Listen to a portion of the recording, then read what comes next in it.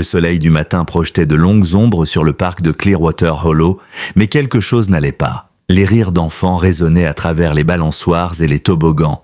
Pourtant, un coin du terrain de jeu semblait figé dans une étrange tension. Dans ce coin-là, un silence inhabituel régnait, comme si même les oiseaux avaient préféré s'éloigner. Noah, 5 ans, tirait doucement sur la main de sa mère. Émilie, ses grands yeux bleus sondant l'espace avec un mélange d'inquiétude et de curiosité. « Maman, pourquoi tout le monde regarde là-bas » chuchota-t-il en pointant du doigt un groupe d'adultes rassemblés près d'un vieux chêne. Émilie suivit son regard. Elle remarqua la petite foule, une dizaine de personnes, leurs voix portées par la brise. Ce n'étaient pas des rires ou des bavardages amicaux, c'étaient des paroles sèches, des jugements lancés comme des flèches. Un nœud se forme dans son estomac. Laissez un j'aime et partagez vos impressions dans les commentaires en nous disant de quelle ville vous nous écoutez. Maintenant, reprenons l'histoire. Les doigts de Noah se crispèrent sur la main de sa mère. Ils s'approchèrent. Le groupe formait un cercle lâche, dos tourné à ce qu'ils observaient. Émilie reconnut quelques visages. Madame Whittaker, du salon de coiffure du coin, Monsieur Graham, qui travaillait au centre de jardinage, et d'autres qu'elle croisait régulièrement à l'épicerie.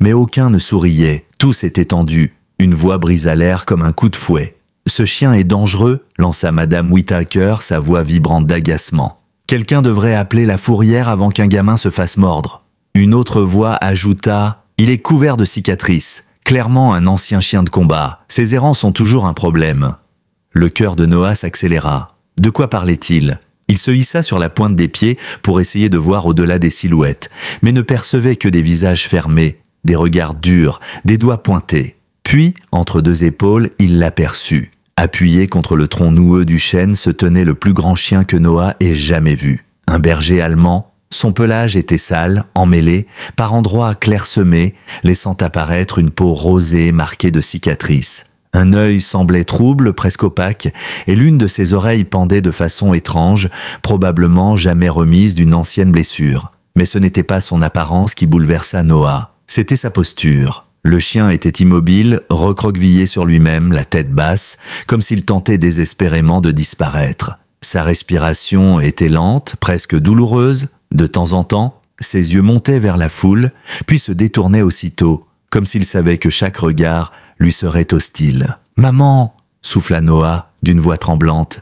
Il a l'air si triste. Émilie s'agenouilla à sa hauteur, cherchant ses mots. « Mon cœur...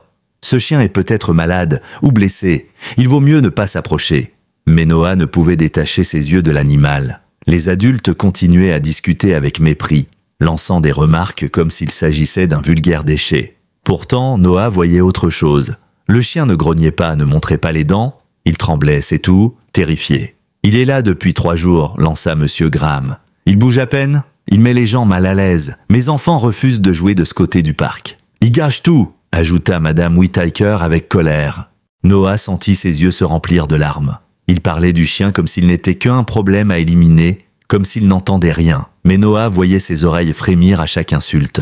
Et à chaque mot cruel, le chien semblait se faire encore plus petit. « Quelqu'un lui a jeté un bâton hier, » dit un jeune homme avec un ricanement. Il n'a même pas bougé. Il s'est contenté de rester là. Noah vit alors une petite entaille rougeâtre au-dessus de l'œil du chien. Fraîche. Il avait vraiment été blessé.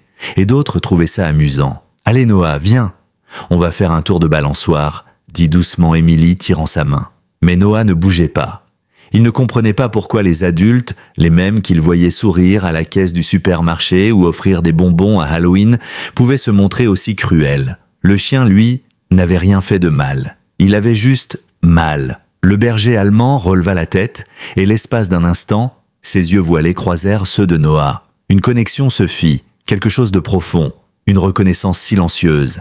Et alors le chien agita très légèrement la queue, presque imperceptiblement, un frémissement d'espoir. « Tu l'as vu ?» chuchota Noah, les yeux brillants. « Il m'a fait un petit signe avec sa queue. » Émilie regarda, mais le chien avait déjà baissé la tête. « Je ne crois pas, mon cœur. Les chiens errants comme lui ne... » « Si, je te promets, il sait que je ne suis pas méchant. » Le groupe d'adultes se dispersait, leur spectacle terminé. Alors qu'il s'éloignait, Noah entendit encore « Faut vraiment appeler la ville, ce genre de chien c'est des ennuis assurés. » Mais Noah n'écoutait plus. Il regardait le chien, et le chien le regardait, lui. Même quand Émilie l'entraîna vers les jeux, il ne pouvait s'empêcher de tourner la tête encore et encore. Et chaque fois, le berger allemand relevait un peu la sienne, comme s'il voulait s'assurer que Noah n'était pas parti pour de bon. Noah n'arrivait pas à se concentrer. Pendant plus d'une heure, il fit semblant de jouer. Il grimpa sur la structure en bois, se laissa glisser sur le toboggan, se balança un peu. Mais son regard revenait sans cesse vers le vieux chêne. Le chien n'avait pas bougé, couché exactement au même endroit, comme une silhouette figée par la peur. D'autres enfants arrivaient avec leurs parents, et chaque fois, la même chose se répétait. Les adultes apercevaient le chien, prenaient immédiatement leurs enfants par la main et chuchotaient des mises en garde à voix basse. Certains faisaient même demi-tour. Une mère éleva la voix en voyant sa fille approcher de l'animal. « Ne t'approche pas de cette chose, Emma. Il a l'air agressif. » Mais Noah savait que c'était faux. Il le voyait bien, lui. Chaque fois que quelqu'un s'approchait, même brutalement, le chien ne montrait aucune agressivité. Il baissait juste la tête, comme s'il espérait disparaître. Quand des enfants lui lançaient des cailloux ou des bâtons, il ne grognait pas, ne montrait pas les crocs. Il fermait simplement les yeux et attendait que ça passe, comme s'il avait l'habitude. Et ce que Noah remarqua ensuite lui glaça le cœur. Le chien n'avait même pas bougé pour boire. Pourtant, une flaque d'eau était juste là, à quelques centimètres, vestige de la pluie de la veille. Mais il semblait trop résigné, trop affaibli, pour même tendre la langue. « On y va, Noah !» appela Émilie depuis le banc où elle s'était assise pour lire. Le cœur lourd, Noah la rejoignit. Mais à mi-chemin vers la sortie, il se figea. Il glissa la main dans sa poche. Il y trouva ce qu'il espérait. Un petit paquet de crackers au fromage. Son encas de l'après-midi. Émilie les lui avait donnés plus tôt, au cas où il aurait une fringale. Sans un mot, Noah fit demi-tour. Il courut vers le vieux chêne, ses petites jambes battant le sol avec détermination. « Noah, non !» cria Émilie en se levant précipitamment. Mais il était déjà à genoux devant le chien. L'animal leva la tête, surpris. Pendant une seconde, son corps se tendit, prêt à fuir. Mais il reconnut le petit garçon, celui qui ne l'avait pas regardé avec peur, celui qui avait compris. « Salut, chien-chien » murmura Noah, sa voix douce comme un murmure. « Tu as faim ?» Le chien ne bougea pas. Mais ses oreilles frémirent au ton de l'enfant. Ce n'était pas le ton des adultes. Pas ces voix dures et cassantes. C'était une voix calme, sincère. Noah ouvrit doucement le paquet et tendit un cracker sur la paume de sa main. Le berger allemand fixa la nourriture, puis les yeux de l'enfant, comme pour s'assurer qu'il ne s'agissait pas d'un piège. Il hésita, puis avec une lenteur presque douloureuse, il étira le cou et prit délicatement le biscuit dans sa gueule. Sa langue était chaude. Il fit attention à ne pas toucher les doigts de l'enfant, comme s'il avait peur de faire mal. Noah sentit son cœur se gonfler de bonheur. « Bravo, toutou !» souffla-t-il, en tendant un deuxième cracker. « Tu vois, t'es pas méchant du tout. » Et pour la première fois depuis des jours, le chien remua vraiment la queue. Pas un simple tressaillement. Un vrai battement, maladroit mais sincère. Un remerciement. Émilie arriva en courant, l'air paniqué. Elle s'arrêta net en voyant la scène. Son fils, assis devant ce chien qu'elle croyait dangereux. Le paquet de crackers entre eux. Le chien, paisible. « Qu'est-ce que je t'ai dit à propos ?» Elle ne termina pas sa phrase. Noah se tourna vers elle, rayonnant. « Maman, il est si doux. Il m'a rien fait. Il a juste pris les crackers très lentement. Il voulait pas me faire mal. » Émilie regarda le chien qui la fixait de ses yeux voilés. Il n'y avait aucune trace de menace dans ce regard, juste une forme étrange de supplication, une envie d'être compris. « S'il te plaît, maman, » reprit Noah. « On peut lui ramener un peu de nourriture demain ? Il est si maigre. Et tout le monde est tellement méchant avec lui. » Émilie sentit sa gorge se nouer. Elle regardait son fils, débordant d'empathie, et ce chien, amaigri jusqu'aux os, son corps couvert de blessures anciennes. Mais son instinct de mère restait fort. « Je comprends que tu veuilles aider mon cœur, mais c'est un chien errant. On ne sait rien de lui. Ce n'est pas sûr. » Elle fut interrompue par un bruit de pas derrière elle. Monsieur Graham revenait sur ses pas, l'air furieux. « Qu'est-ce que vous croyez faire ?» grogna-t-il, les yeux rivés sur Noé. « Ce chien est dangereux. Ce gamin pourrait se faire mordre. » Le berger allemand baissa immédiatement la tête, le bref espoir qu'il avait montré disparut en une seconde. Mais Noah se plaça devant lui, les bras écartés. « Il n'est pas dangereux, monsieur Graham, » dit-il avec un aplomb surprenant pour un enfant de 5 ans. « Il est juste triste et affamé. Ce chien est un problème, » continua monsieur Graham. « J'appelle la fourrière dès lundi. » Noah sentit les larmes monter à nouveau. « Il ne fait de mal à personne. Il est juste assis là. » Émilie le souleva dans ses bras, prête à quitter la scène. Mais avant de partir, Noah lâcha le reste des crackers au pied du chien. Et tandis qu'il s'éloignait, Noah regardait toujours par-dessus l'épaule de sa mère. Le chien avait avancé doucement pour attraper les derniers morceaux, toujours avec cette même délicatesse, comme s'il voulait dire merci, sans bruit. Ce que Noah vit alors resta gravé dans son esprit. Ce n'était pas la maigreur du chien, ni ses blessures, c'était son regard, celui d'un être vivant qui venait de connaître, l'espace d'un instant, la gentillesse, avant de la perdre à nouveau. Ce soir-là, une fois de retour à la maison, Noah était étrangement silencieux. D'habitude, il posait 1000 questions, pendant que sa mère lui préparait le dîner ou lui lisait une histoire. Mais cette fois, il restait recroquevillé dans le canapé, une main serrée sur son doudou, les yeux perdus dans le vide. Émilie l'observait du coin de l'œil. Elle savait exactement ce qui lui occupait l'esprit. Et même si elle comprenait son chagrin, une part d'elle refusait encore de s'impliquer. Ce chien était peut-être gentil avec Noah, mais il restait un animal errant, affamé, blessé, un inconnu. Au moment du coucher, Émilie s'assit au bord du lit, rabattit la couverture sur le petit corps de son fils et lui caressa tendrement les cheveux. « Tu es bien au chaud, mon cœur. Tu veux que je te lise ton livre préféré ?» Noah secoua la tête, les yeux fixés sur le plafond. « Maman !» Et s'il n'avait nulle part où dormir, lui, Émilie sentit son cœur se serrer. Elle s'était posé la même question. Elle avait essayé de ne pas y penser, mais son fils venait de mettre les mots exacts sur ce qu'elle craignait elle aussi. « Je suis sûre qu'il va trouver un endroit, » murmura-t-elle doucement. « Peut-être un porche couvert ou un vieux hangar abandonné. Et s'il pleut, et si les gens reviennent et lui font encore du mal ?» Sa voix se brisa. « Il a besoin d'aide, maman. Et personne ne fait rien. » Émilie ferma les yeux un instant. Elle se souvenait de sa propre enfance, de ce chat qu'elle avait trouvé un jour sous un buisson, trempé et miaulant. Ses parents avaient refusé qu'elle le garde, et elle avait pleuré pendant une semaine entière, mais ce chien, ce n'était pas un chaton. C'était un berger allemand, usé, cabossé, imprévisible. Noah. Parfois, les choses sont trop compliquées pour nous. Ce chien a besoin de soins, peut-être même de vétérinaires. Il faut des professionnels. Mais Noah ne l'écoutait déjà plus. Il fixait toujours le plafond, les bras croisés sur la poitrine. « Maman, et si c'était des gens méchants, à la fourrière, et s'ils lui faisaient du mal aussi ?» Émilie n'avait pas de réponse. Elle savait bien que dans leur petite ville, le service animalier n'était pas réputé pour sa compassion. Un grand chien blessé, considéré comme potentiellement dangereux, n'aurait probablement pas beaucoup de chance. « Dors maintenant, mon amour », murmura-t-elle en l'embrassant sur le front. « Demain est un nouveau jour, on verra comment les choses évoluent. » Mais Noah ne dormit pas. Il resta éveillé des heures durant, les yeux grands ouverts, le cœur trop lourd pour un si petit corps. Il repensait à la manière dont le chien avait pris le cracker dans sa main, à la manière dont il s'était blotti contre lui, comme s'il trouvait là un peu de réconfort. Vers minuit, une idée se forma dans sa tête. Une idée si claire, si évidente, qu'il se leva doucement de son lit, sans faire de bruit. Il ouvrit son sac à dos. Dedans, il glissa le reste du paquet de crackers, une petite bouteille d'eau et son doudou préféré. Il prit aussi une couverture légère qu'il roula et attacha avec une ceinture. Demain matin, il retournerait au parc, peu importe ce que dirait sa mère, peu importe ce que diraient les adultes. Ce chien avait besoin de lui, et il avait compris quelque chose dans son regard, quelque chose de précieux. Ce chien n'était pas méchant, il était brisé, et Noah avait décidé de l'aider, coûte que coûte.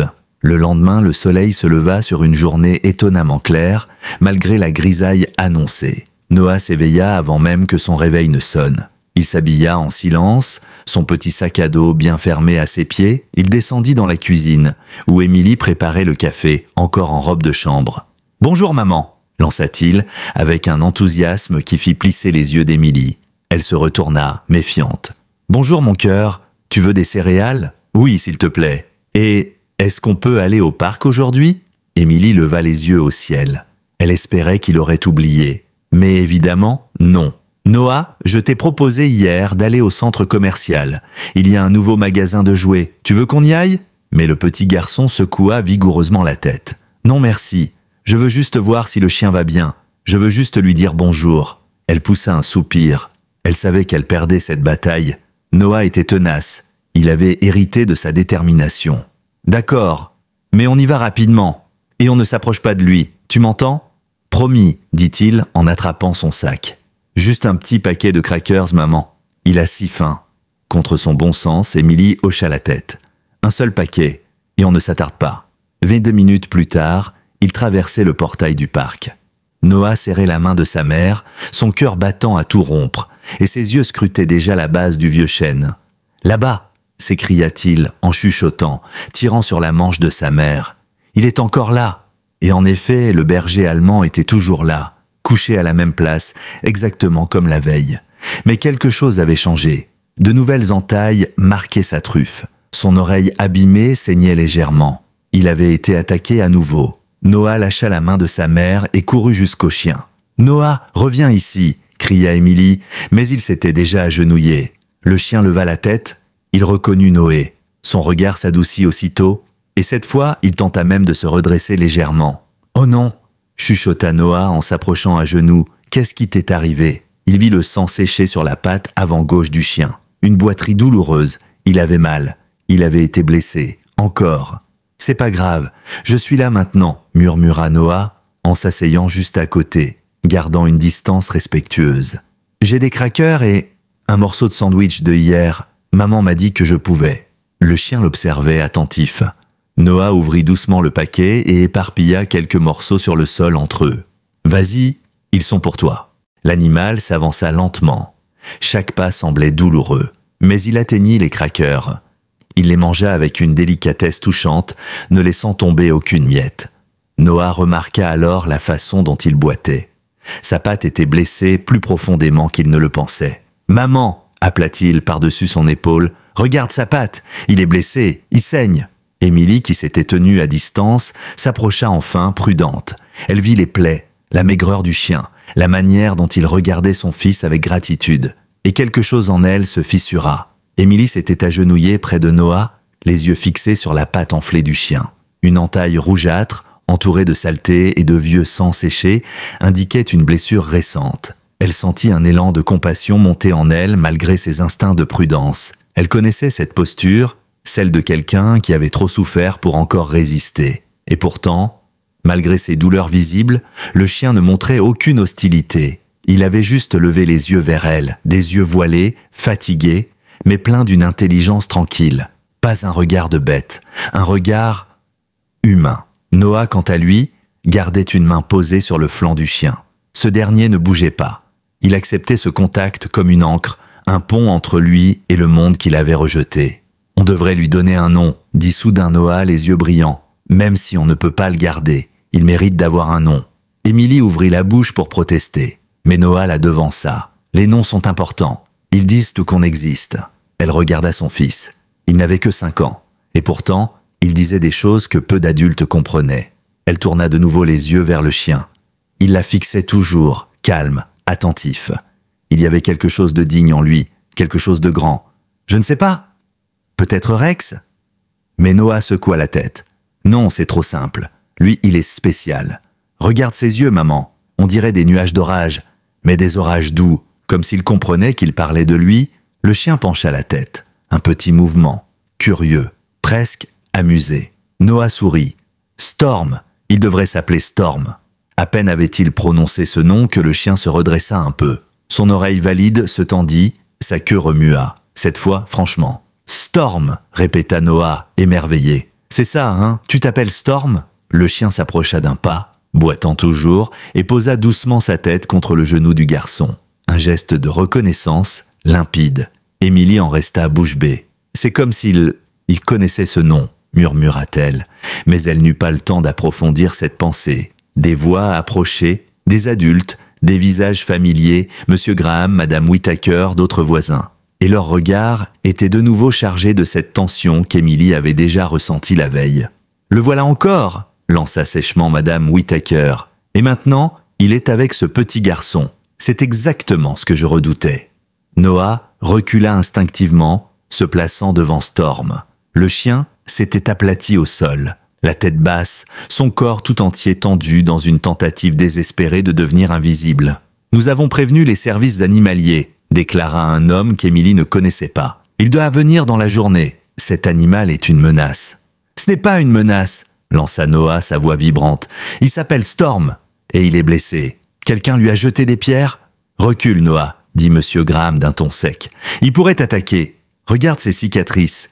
Il a forcément été dans des bagarres. Émilie posa une main protectrice sur l'épaule de son fils. « On s'en allait » dit-elle d'une voix tendue mais calme. Mais Noah secoua la tête. « Non, maman.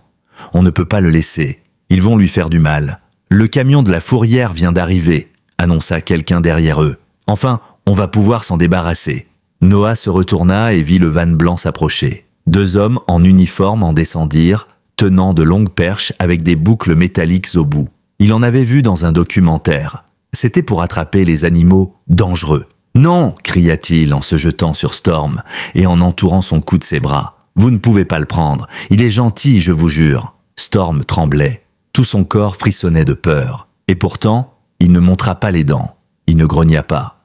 Il se serra juste contre Noah, comme si l'enfant était son dernier rempart. « Jeune homme, vous devez vous éloigner du chien » dit l'un des agents en s'avançant. « Il ne me fera pas de mal. Regardez. » Noah sortit de sa poche un morceau de sandwich, restant agenouillé. « T'es prêt, Storm ? Tiens. » Storm prit la bouchée avec une douceur infinie comme la veille. Ses dents ne touchèrent même pas la main de l'enfant. Un silence s'installa. Même les agents restèrent de figés. « Voyez » dit Noah, les larmes aux yeux. « Il est attentionné. Il ne veut faire de mal à personne. » Mais les hommes ne bougèrent pas. Ils étaient là pour faire leur travail. Et ce travail, c'était de retirer un chien errant, potentiellement dangereux.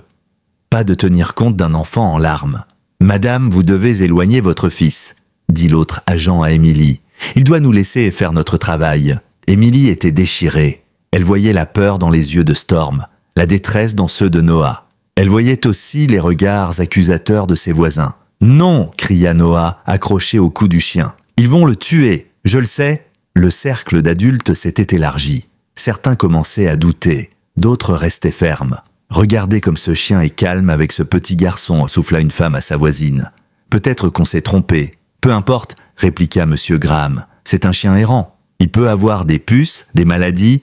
Qui sait ce qu'il a vécu ?» Storm tremblait de plus en plus fort. Noah pouvait sentir ses muscles tendus, son souffle court. Il n'était pas agressif. Il était terrorisé. Pas par l'enfant, pas par les gens, mais par ses uniformes, ces objets qu'il connaissait trop bien. « Il a peur » dit Noah d'une voix étonnamment ferme. « Vous ne voyez pas ? Vous seriez comment, vous, si quelqu'un vous pointait ça dessus ?» L'agent s'arrêta, surpris par la lucidité de l'enfant, et à ce moment précis, Storm leva brusquement la tête. Son regard s'illumina, ses oreilles se redressèrent. Un gémissement étrange s'échappa de sa gorge, pas un grognement, pas un aboiement, une plainte presque joyeuse. Tous les regards se tournèrent dans la direction où il fixait ses yeux troubles. Un homme âgé s'avançait à travers le parc. Grand, sec, portant une veste militaire délavée. Ses cheveux étaient blancs, son visage creusé par les années, mais ce fut la réaction de Storm qui fit taire tout le monde. Le chien se redressa tant bien que mal, titubant, et courut à sa rencontre. L'homme s'arrêta net, la voix brisée par l'émotion. « C'est bien toi, mon vieux, c'est toi, Shadow !» Storm, ou plutôt Shadow, poussa un cri mêlant joie et douleur et s'effondra au pied de l'homme, sa tête enfouie dans les mains tremblantes qui caressaient son poil sali. Un silence complet enveloppa le parc. Même les oiseaux semblaient s'être tus. Les agents de la fourrière, les voisins, Émilie, Noah, tous observaient cette scène étrange, poignante, irréelle. Le vieux chien, quelques instants plus tôt recroquevillé dans la peur, s'était jeté dans les bras de l'homme comme un enfant retrouvant son père après des années d'absence. « Shadow, mon brave !» La voix de l'homme tremblait, ses mains rugueuses et tachées par l'âge caressaient le dos noué du chien avec une tendresse infinie. Le chien le couvrait de gémissements, comme s'il essayait de rattraper tout le temps perdu en un seul instant. Noah, toujours agenouillé, regardait la scène les yeux grands ouverts. Il se tourna vers sa mère. « Il s'appelle vraiment Shadow ?»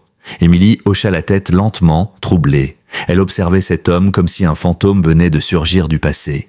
Il avait l'air épuisé, mais profondément vivant dans ce moment-là. L'un des agents de la fourrière rompit enfin le silence. « Monsieur, qui êtes-vous » L'homme redressa la tête. Ses yeux gris rencontrèrent ceux des 2 hommes en uniforme. « Je m'appelle Walter Hargrove, capitaine à la retraite. Shadow était mon chien de service il y a 8 ans. » Un murmure parcourut les spectateurs.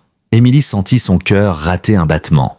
Il a disparu lors d'une mission. Quelque chose a mal tourné. On nous a dit qu'il avait été blessé et laissé derrière. Walter s'agenouilla lentement, ses genoux craquant sous le poids des années. Mais je n'ai jamais cru à cette version. Je l'ai cherché longtemps. jusqu'à ce que l'armée me dise d'abandonner. Il caressa les flancs du chien avec une délicatesse qui trahissait une douleur encore vive. Et le voilà, ici, dans ce parc, tout seul. Les agents échangèrent un regard perplexe. « Monsieur, vous avez des papiers? Une preuve de ce que vous avancez ?» Walter ne répondit pas tout de suite. Il se contenta d'ouvrir la poche intérieure de sa veste. Il en sortit une photo abîmée par le temps.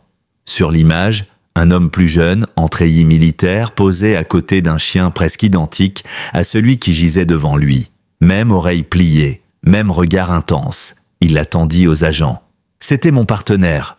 Il m'a sauvé plus d'une fois. Et moi, je l'ai perdu. » Shadow leva les yeux vers son ancien maître, les larmes mêlées à la poussière de ses poils.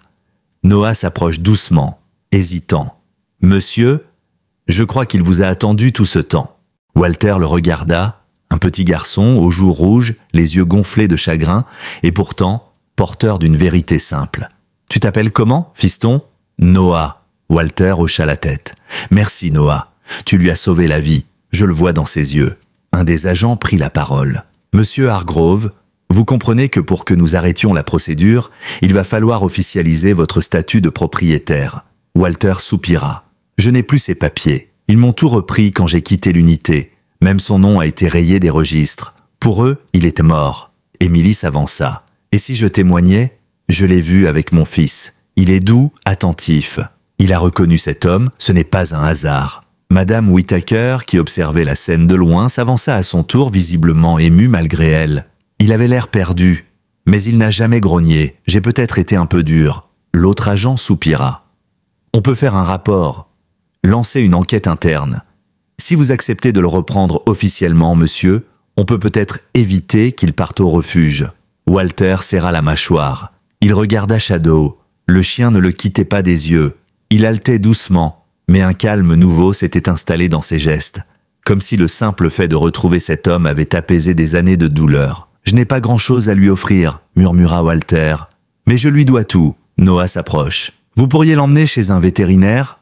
Il a besoin de soins. Sa patte est blessée. » Walter sourit tristement. « J'ai un peu d'argent. Pas beaucoup, mais je trouverai un moyen. » Émilie posa une main sur son épaule. « Je peux vous aider. Un peu, il mérite qu'on le soigne. » Noah bondit. « On peut venir le voir? De temps en temps ?»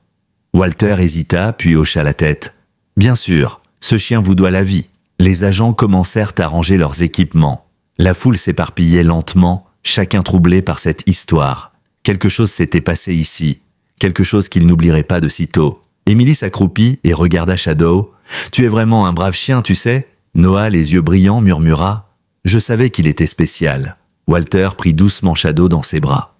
Le chien ne protesta pas. Il se laissa soulever comme un enfant endormi, et ensemble, ils quittèrent le parc. Lentement. Mais un pas à la fois. Ce jour-là, le vieux chêne resta vide pour la première fois depuis des jours. Mais dans le cœur de Noah, une nouvelle histoire venait de commencer. Et dans celui de Shadow, un monde venait de renaître. La maison de Walter Hargrove se trouvait à l'extrémité nord de Ravensville, une vieille bâtisse en bois aux volets bleus délavés, entourée d'un jardin que le temps avait pris soin d'ensauvager. Des herbes hautes poussaient le long du porche. Une balançoire grinçait doucement sous le vent. L'endroit respirait la solitude, mais aussi une forme de calme rare. Un lieu qui attendait sans bruit que quelque chose ou quelqu'un le réveille. C'est là que Shadow passa sa première nuit au chaud depuis des mois. Walter avait aménagé une couverture épaisse près du vieux poêle du salon. Il avait laissé une gamelle d'eau, une autre remplie de nourriture en boîte qu'il était allé acheter à la supérette du coin, malgré les regards curieux du caissier. Shadow n'avait pas tout mangé. Il avait d'abord reniflé, hésité, puis il avait dévoré doucement, avec une lenteur presque cérémonieuse, comme s'il n'était pas encore sûr d'avoir le droit de se détendre. Walter s'était assis dans son vieux fauteuil, une tasse de thé dans les mains. Il observait son vieux compagnon en silence. Et parfois, quand il tendait la main, Shadow levait la tête et s'en approchait d'un pas timide. Le chien n'était plus le même qu'à l'époque où ils servaient ensemble. Son corps portait les marques du temps, de l'abandon et de la douleur. Mais ses yeux n'avaient pas changé. Il y avait toujours cette lueur-là, celle qu'il n'avait vue chez aucun autre animal. Cette flamme tranquille, la loyauté pure. Au petit matin, une voiture se gara dans l'allée. Émilie en descendit, accompagnée de Noah, qui tenait dans ses bras un coussin avec le nom Shadow, brodé dessus, un cadeau qu'il avait confectionné en une soirée avec sa mère, il le tenait comme un trésor. Walter les invita à entrer, un sourire discret au coin des lèvres. « Il a dormi sans bouger », dit-il doucement. Je crois qu'il savait que c'était enfin terminé.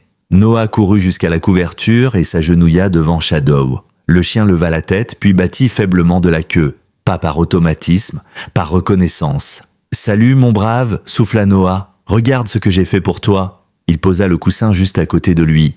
Shadow le renifla, puis posa doucement sa tête dessus. Et pour la première fois, Noah vit le chien fermer les yeux, sans trembler. Les jours qui suivirent furent marqués par de petites victoires. Shadow recommença à marcher dans le jardin d'abord prudemment, puis avec un peu plus d'assurance. Walter l'emmenait chaque jour chez le vétérinaire local, Dr Meyer, un homme bourru mais au grand cœur. Il avait d'abord grimacé en voyant l'état du chien, puis avait serré la mâchoire, décidé à le remettre sur pattes. « Il est solide », avait-il déclaré. Ce n'est pas un chien, comme les autres. Et il ne l'était pas. Émilie, qui passait régulièrement à porter à Walter des plats et fêtes maison, en profitait pour faire la conversation. Elle découvrit en Walter un homme plus doux qu'il ne le laissait paraître, un vétéran du silence, cabossé lui aussi, qui trouvait dans la présence de Shadow un ancrage, un lien avec le monde qu'il avait cru avoir définitivement quitté. Mais ce fut Noah qui, le premier, remarqua un détail étrange. Un après-midi, alors que Shadow somnolait sur le tapis, Noah était assis à ses côtés, lisant à voix haute un livre pour enfants. À un moment donné, il prononça une phrase banale, l'orage approchait, et immédiatement, Shadow redressa la tête. Ses oreilles se dressèrent. Il haleta, puis se leva brusquement, tournant sur lui-même comme s'il cherchait quelque chose. « Et ça va » demanda Noah surpris. Mais Shadow semblait désorienté. Il fixait la porte, puis la fenêtre. Comme s'il avait perçu un signal, un ordre, Noah rapporta l'incident à Walter. « Tu as dit quoi exactement » demanda l'ancien militaire, son regard se durcissant légèrement. « J'ai juste dit, l'orage approchait, et puis il s'est levé comme s'il devait partir en mission. » Walter resta silencieux un instant, puis il se leva et alla chercher une vieille malle dans le grenier. À l'intérieur, des dossiers, des carnets de notes et un collier, pas n'importe lequel. Un collier avec une puce d'identification militaire et une série de mots-clés inscrits à la main à l'intérieur. Il les lut à voix haute. Thunder, Bravo, Shadow, Zero, Blue. Shadow, qui dormait dans la pièce voisine, se leva d'un coup. Il s'approcha lentement, puis s'assit, parfaitement droit, comme à l'entraînement. Walter haussa les sourcils. Ces mots sont des codes, des déclencheurs. Il a été conditionné. Je me souviens maintenant... Après certaines missions sensibles, ils nous ont dit que les chiens étaient renforcés avec des stimuli comportementaux pour assurer leur efficacité dans des zones à haut risque. Émilie, qui venait d'arriver avec un panier de muffins, resta figée. « Tu veux dire qu'il obéit à certains mots, même après toutes ces années ? Pas juste obéir, il entre dans un état d'alerte. Il revient en mode opérationnel, comme s'il attendait un ordre. » Noah fronça les sourcils. « Mais... Et si quelqu'un utilisait ces mots pour lui faire quelque chose de mauvais ?» Un silence glacé s'installa dans la pièce. Walter referma lentement le collier. C'est là que ça devient inquiétant. Si Shadow a été conditionné ainsi, alors il a pu être utilisé, après sa disparition, pour des opérations que nous ignorons. Émilie se rassit lentement. « Tu crois que quelqu'un l'a retrouvé avant nous ?» Walter acquiesça. « Et qu'ils ont préféré le faire taire, l'abandonner. » Shadow les observait, assis, tranquille, mais dans son regard, il y avait quelque chose, comme un secret enfoui, tapi dans la mémoire. Quelque chose que le temps n'avait pas effacé. Walter n'était pas du genre à laisser les choses inachevées. Une nuit, alors que Shadow dormait paisiblement au pied de son lit et que la maison était silencieuse, il rouvrit les vieux dossiers militaires qu'il avait gardés malgré les directives de l'armée. Des feuilles jaunies par le temps, des rapports classés, des noms codés, des lieux rayés à l'encre noire. Il parcourut les pages en silence, une lampe de chevet allumée à peine assez pour ne pas réveiller le chien. Ses doigts tremblaient légèrement en retombant sur ce rapport. Opération Iron Veil, Zone Charlie, Niten Mars. C'était la mission où Shadow avait disparu. À l'époque, ils avaient été envoyés dans une zone industrielle abandonnée, à la frontière d'un pays dont le nom n'avait jamais été révélé dans les documents officiels. Ils se souvenaient de la chaleur étouffante, des couloirs sombres, et d'un moment de confusion, une explosion, puis plus rien. Lorsqu'il s'était réveillé à l'hôpital militaire, on lui avait dit que Shadow avait été vu pour la dernière fois près d'un entrepôt effondré. On avait conclu qu'il était mort, mais maintenant, cette version ne tenait plus. Le lendemain matin, Walter se rendit à l'ancienne base militaire de Dunton Creek, à 2 heures de route de Ravensville. Il utilisa ses anciens contacts, les rares qui lui restaient, pour obtenir un rendez-vous avec un adjudant à la retraite, Harry Kelton, qui avait supervisé certaines des opérations classées de cette époque. Harry, la soixantaine, crâne dégarni, le reçut dans un café discret près de la gare. Il sirotait un café noir, l'air soucieux, comme s'il attendait cette rencontre depuis longtemps sans l'admettre. « Tu veux me parler du chien, pas vrai ?» dit-il dès que Walter s'assit. Walter hocha la tête. « Il est vivant, je l'ai retrouvé. Il était à Ravensville, errant dans un parc. » Harry lâcha un soupir. « Je m'en doutais. Il y a eu des rumeurs. Des gars l'auraient aperçu, mais personne n'a voulu creuser. Trop dangereux. » « Dangereux ?» Walter fronça les sourcils. « C'est un chien, pas une arme. »« Justement, » répondit Harry en se penchant. « Shadow a été utilisé dans un programme qui n'a jamais été validé officiellement. Projet Phantom Watch. Un protocole expérimental. Des chiens reconditionnés, manipulés, entraînés à obéir à des ordres très spécifiques, transmis par fréquence ou par mots-clés. Des missions non déclarées. » Walter sentit sa nuque se raidir. « Des missions illégales ? Officieusement, oui. Et Shadow, c'était le prototype le plus abouti. Quand il a disparu, certains pensaient qu'il s'était échappé. Mais d'autres ont chuchoté qu'on l'avait laissé partir pour effacer les traces. » Walter serra les poings. Ils ont abandonné un chien loyal après l'avoir utilisé comme un outil. Harry hocha la tête lentement. Et s'il a survécu, c'est uniquement parce qu'il a refusé de redevenir ce qu'ils avaient fait de lui. Walter se leva, la mâchoire serrée. « Je ne laisserai plus personne l'approcher. » Harry l'arrêta d'un geste. « Walter, s'il est en vie, ils vont finir par l'apprendre. Et ils ne voudront pas qu'il raconte ce qu'il a vu. » Walter fixa son ancien camarade dans les yeux. « Il ne racontera rien. Mais moi, oui. » Ce soir-là, en rentrant chez lui, Walter retrouva Shadow couché sur le tapis, la tête posée sur le coussin brodé offert par Noah. Il s'agenouilla près de lui et passa une main dans son pelage. « On va devoir faire attention, mon vieux. » Shadow ouvrit les yeux. Ses oreilles frémirent, comme s'il comprenait que le calme ne durerait pas. Le lendemain, Noah arriva à vélo, tout sourire. Il descendit de sa selle, tapota la porte et entra comme à son habitude. « Salut vieux Walter, salut Shadow, j'ai ramené des biscuits au beurre de cacahuète. » Shadow accourut aussitôt, comme un chiot retrouvant son jouet préféré. Il posa ses pattes avant sur les genoux de Noah, sans forcer, sans crainte. Leur lien était devenu plus fort que jamais. Walter les observa un instant, un sourire discret aux lèvres, puis il s'approcha. « Noah, est-ce que tu veux m'aider à construire quelque chose pour Shadow ?» Le garçon leva les yeux, enthousiaste. « Oui, quoi ? Une niche ?» Walter hocha la tête. « Une belle, solide, avec son nom gravé dessus. » Ils passèrent l'après-midi dans le jardin. Noah tenait les planches, Walter clouait, et Shadow supervisait depuis un coin d'ombre la langue pendante. Emily passa leur déposer des limonades et resta un moment observant la scène. Il y avait quelque chose d'apaisant dans ce tableau, quelque chose qu'elle n'avait pas ressenti depuis des années. Mais alors que le soleil se couchait, une voiture noire ralentit devant la maison. Walter la vit du coin de l'œil. Les vitres teintées, pas de plaque visible à l'avant. La voiture s'arrêta quelques secondes, puis repartit. Il resta figé, son regard suivant le véhicule jusqu'à ce qu'il disparaisse. Emily, qui avait remarqué son changement d'attitude, s'approcha. « Un problème ?» Walter força un sourire. « Non, juste un pressentiment. » Cette nuit-là, il resta éveillé. Shadow aussi, couché au pied du lit, les oreilles tendues vers la porte, comme s'il percevait une menace que les autres ne pouvaient pas encore entendre. Walter dormait d'un œil seulement. Depuis qu'il avait vu cette voiture noire passer lentement devant sa maison, un instinct ancien, enfoui depuis la guerre, s'était réveillé. L'instinct du soldat. Celui qui vous souffle que quelque chose va mal avant même que les preuves ne l'attestent. Shadow, lui, ne dormait presque pas du tout.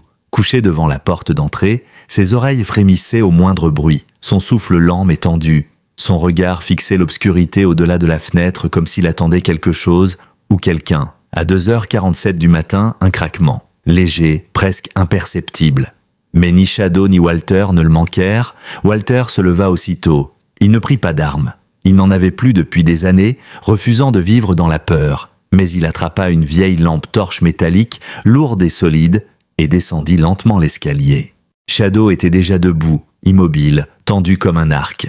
Il ne grognait pas. Il respirait lentement, maîtrisé. Il écoutait. Puis, un bruit à la porte arrière, un cliquetis, comme une tentative de crochetage.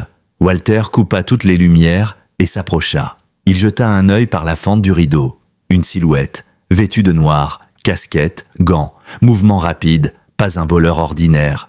Quelqu'un qui savait ce qu'il faisait, quelqu'un d'entraîné. Walter comprit immédiatement, ce n'était pas une tentative de cambriolage, c'était une récupération. Il recula, puis regarda Shadow. Le chien s'était rapproché de lui, attentif, les yeux brillants dans l'obscurité. « Tu sens, tais-toi aussi, pas vrai ?» Un autre cliquetis, puis un déclic.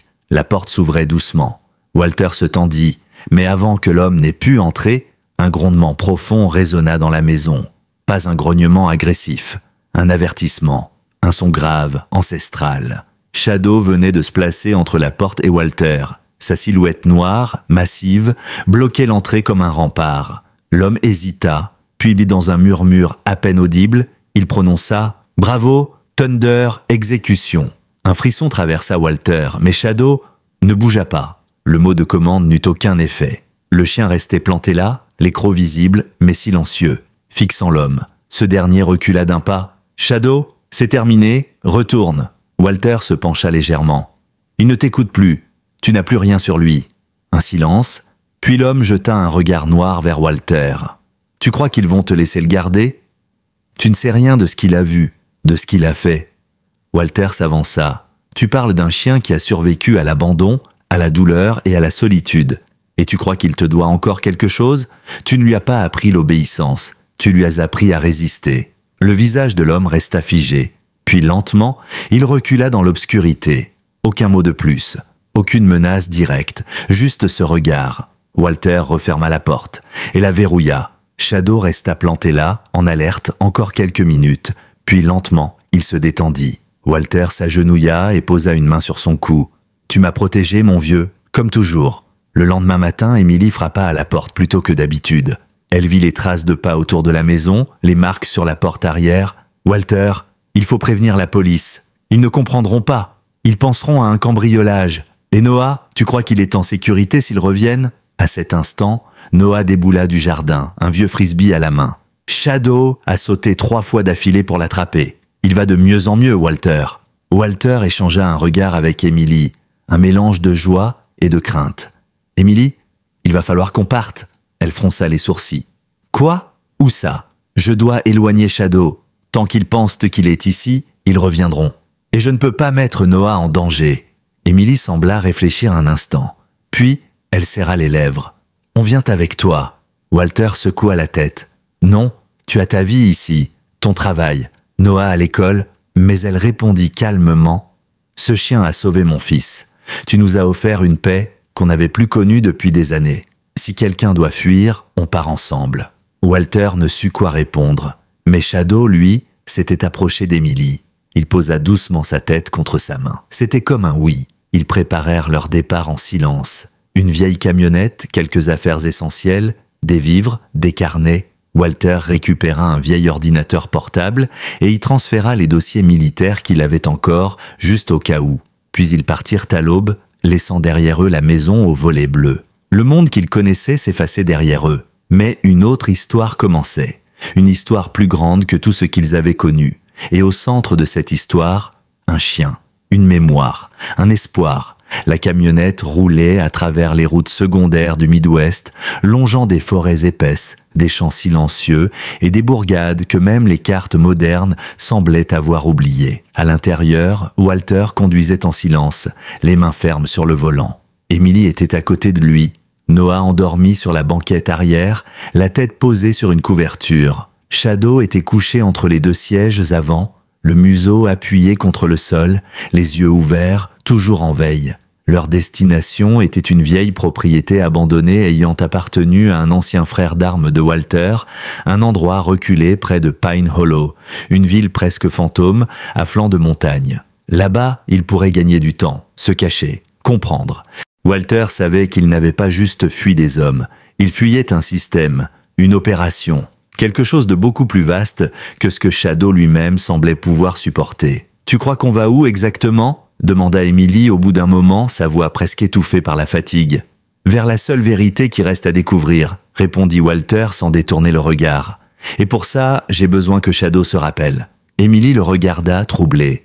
Tu veux réveiller ses souvenirs? Après tout ce qu'il a vécu? Walter hocha lentement la tête. Ce qu'il a vu, ce qu'il sait, ça ne doit pas mourir avec lui.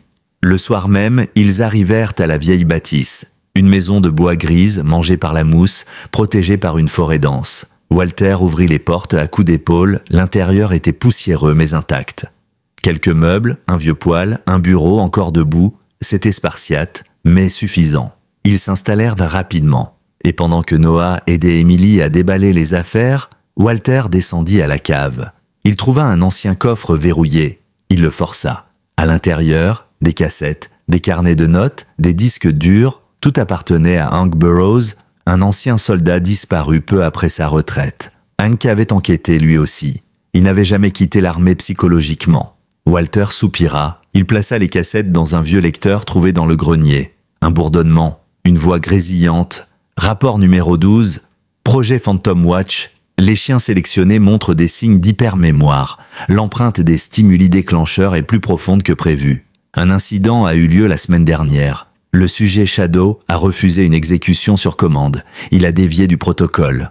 Walter arrêta la bande. « Il s'est rebellé », murmura-t-il. « Il a refusé d'obéir. » Shadow, qui se trouvait dans l'escalier, leva la tête, comme si ce mot, refusé, avait réveillé quelque chose. Walter appela doucement Noah. « Tu peux venir ?» Le garçon descendit les marches. Shadow le suivit. « Je vais te demander quelque chose de bizarre, Noah. Mais tu es le seul à qui il obéit sans peur. Je veux que tu lises ces mots. » Il lui tendit un carnet avec quelques lignes écrites en lettres majuscules. Noah fronça les sourcils. « D'accord. » Il lut doucement. « Shadow, Recon Alpha, ligne noire, mission 0. » Instantanément, Shadow se figea. Walter s'agenouilla près de lui. « Regarde-moi, mon vieux. Reste avec moi. Tu n'es pas là-bas. Tu es ici, avec nous. » Le chien tremblait. Son regard s'était vidé, comme s'il était happé dans une boucle. Puis, après quelques secondes, ses yeux retrouvèrent Noah. Le petit garçon tendit la main. Shadow la renifla, puis la lécha doucement. Il avait résisté. Encore, Walter était en larmes. Ils ont essayé de le formater, mais c'est l'amour qui l'a sauvé. Émilie était descendue à son tour. Elle s'appuya contre le mur. « Tu crois qu'on peut le libérer complètement ?» Walter prit une inspiration. « Oui, et on doit le faire. Parce que ce qu'il porte en lui, ces images, ces sons, cette mémoire, c'est une preuve, une archive vivante. » Il allume un ancien ordinateur, raccorda le disque dur, des fichiers codés, des vidéos. Il en lança une, l'image tremblante d'un entrepôt, un chien noir, muselé, tenu par 2 hommes en uniforme sans insigne. Une voix, Shadow cible, exécution. Puis, rien. L'image s'interrompait. Mais Walter reconnut l'endroit. Pin Hollow, c'est ici. Il regarda Shadow, c'est là que tout a commencé. Noah, encore assis près de lui, murmura « Et c'est là qu'on va finir ce qu'ils ont commencé. » Cette nuit-là, Walter resta éveillé, l'ordinateur allumé devant lui.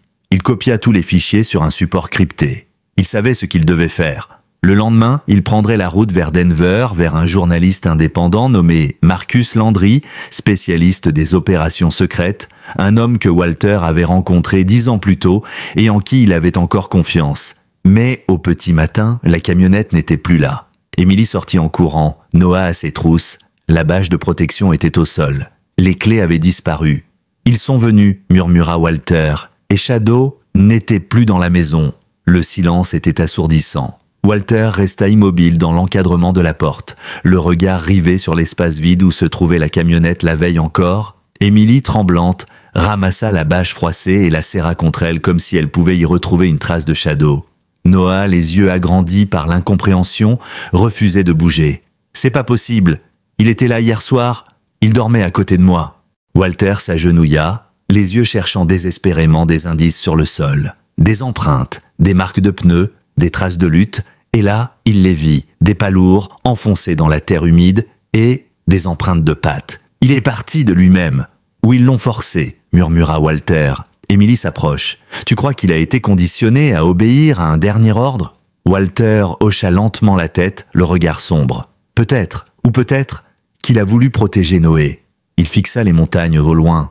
Il savait qu'il reviendrait, Il les a sentis, et il est parti pour les éloigner. Noah se laissa tomber sur la marche du perron, le visage caché entre ses mains. On ne peut pas le laisser. Il nous a tout donné. Walter posa une main ferme sur son épaule. Non, et on ne va pas le laisser. Il se tourna vers Emily. Tu restes ici avec Noah. Je dois suivre ses traces. S'il est encore en vie, je le ramène. Tu ne feras pas ça seul, répondit-elle avec fermeté. Mais Walter leva une main. C'est pas que je veux, c'est que je dois. J'ai été son guide, son binôme. Et j'ai failli à ma promesse une fois, pas deux. Il grimpa dans la vieille Jeep rouillée qui traînait derrière la maison. Un miracle qu'elle démarre encore. Il chargea le disque dur crypté dans son sac, glissa une lampe torche, un couteau, une gourde. Puis il partit, suivant la direction des empreintes, vers l'est. Pendant ce temps, dans un complexe abandonné à une 50aine de kilomètres, un hangar sans nom, invisible sur les cartes modernes, Shadow était enfermé dans une cage métallique. Autour de lui des hommes en noir, masqués, qui murmuraient des mots qu'il connaissait. Des mots qu'on lui avait appris à craindre, à respecter, à obéir. Mais dans son regard, il n'y avait plus de soumission, seulement du feu. Le responsable du groupe, un homme grand, cheveux grisonnants, costume parfaitement ajusté, malgré le lieu décrépit, s'approcha. Il s'appelait Curtis Langston, ancien officier de liaison pour des opérations spéciales. Aujourd'hui, officieusement à la tête de ce qu'il appelait le recyclage tactique. Il se pencha vers la cage. « Tu es revenu bien plus solide que prévu. Tu as survécu à la rue, au froid, à l'oubli, mais tu restes une arme. Et une arme obéit. » Il prononça doucement les séquences de mots, lents, chirurgicalement choisi.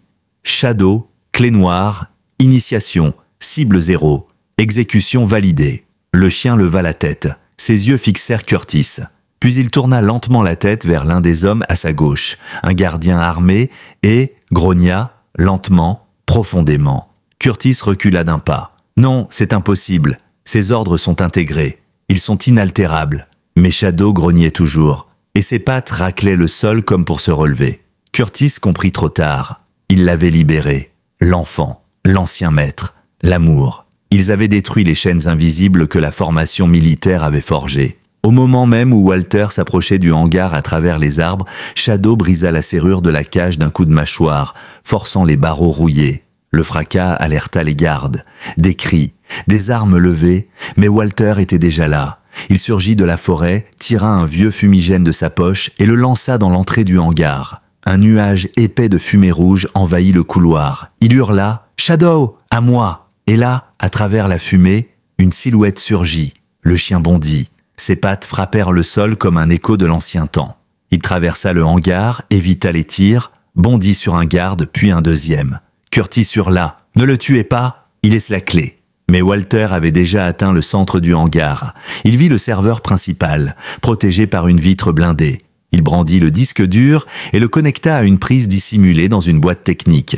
Les fichiers se mirent à se copier. Vite, trop vite pour être stoppé. Curtis accourut, arme à la main, mais Shadow bondit, le faisant tomber au sol, l'écrou à quelques centimètres de sa gorge.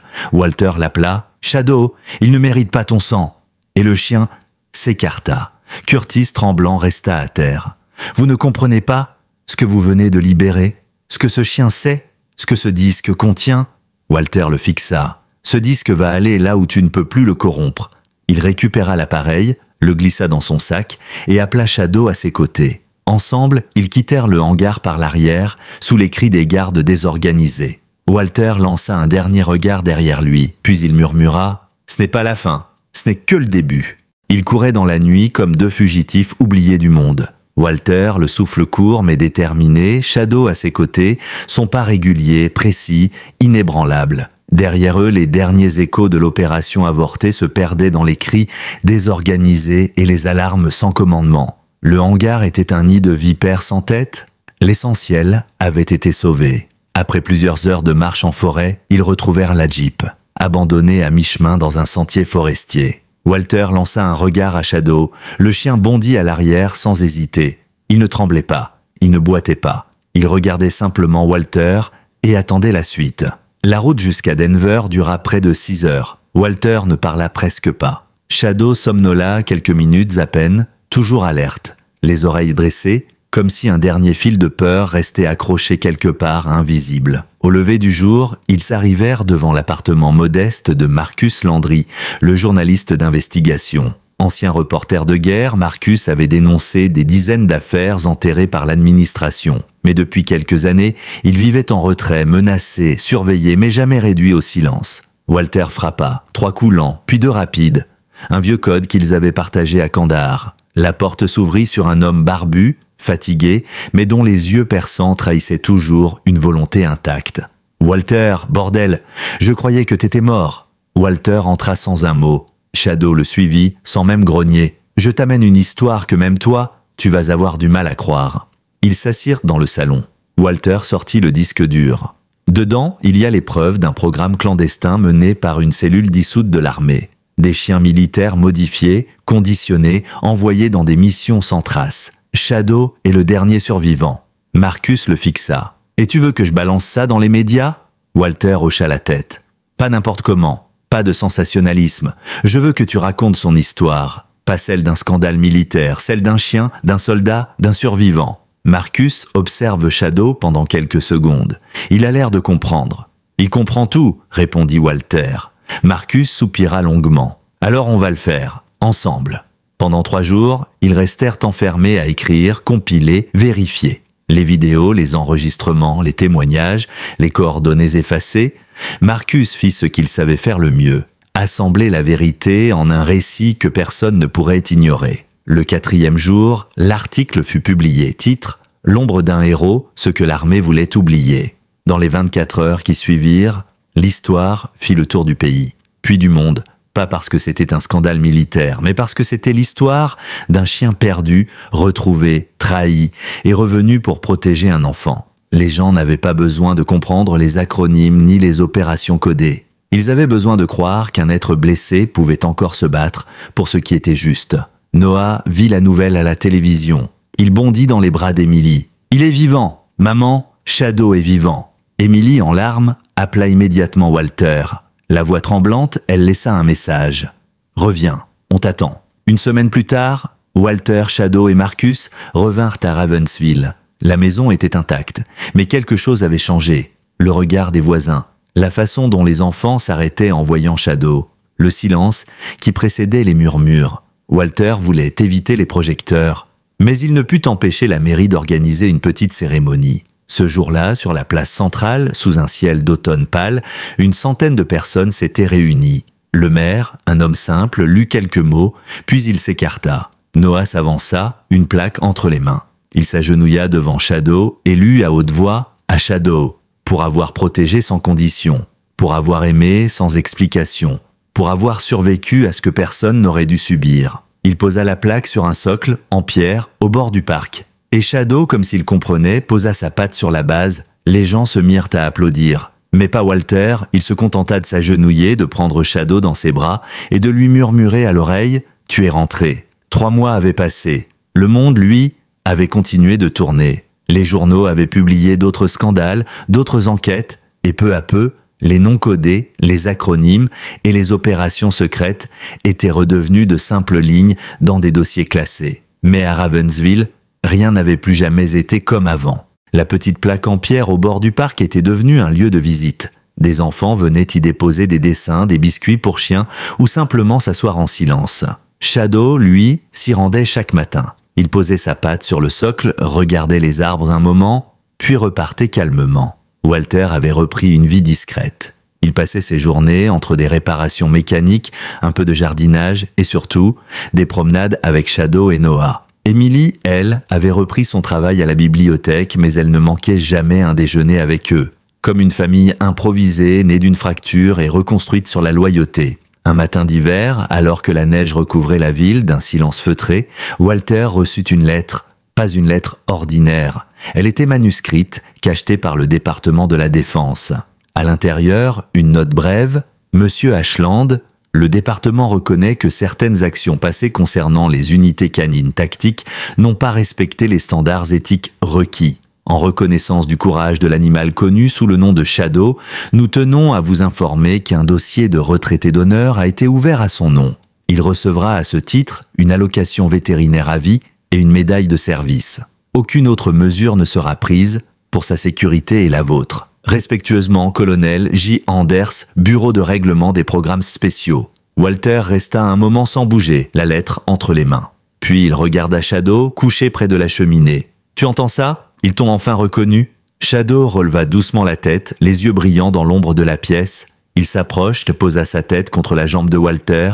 Pas besoin de mots. Ce jour-là, Walter emmena Shadow chez le vétérinaire de la ville, Dr. Harris, un homme qui avait lui aussi servi dans une autre vie. Ils firent un check-up complet. Shadow allait bien, très bien même. Son cœur battait fort, ses articulations résistaient et ses réponses aux stimulations étaient nettes. Le docteur conclut avec un sourire. On dirait qu'il a trouvé ce qui lui manquait, une raison de rester. Quelques semaines plus tard, un événement inattendu bouleversa de nouveau la petite ville.